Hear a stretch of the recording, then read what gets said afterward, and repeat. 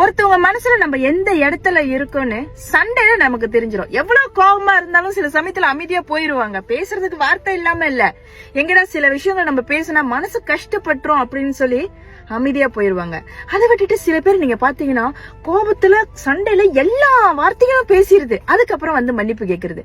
மன்னிப்பு கேட்டுட்டா அந்த வார்த்தைகள் வந்து மனசுல இறங்கிரும் இல்லையா? அது கீப்பா நம்ம யோசிச்சுட்டே இருப்போம். சரி, நம்மள பார்த்து இப்படி பேசிட்டாங்களே, நம்மள உண்மையா நேசிச்சிருந்தா இவ்வளவு தூரம் பேசியிருப்பாங்களே.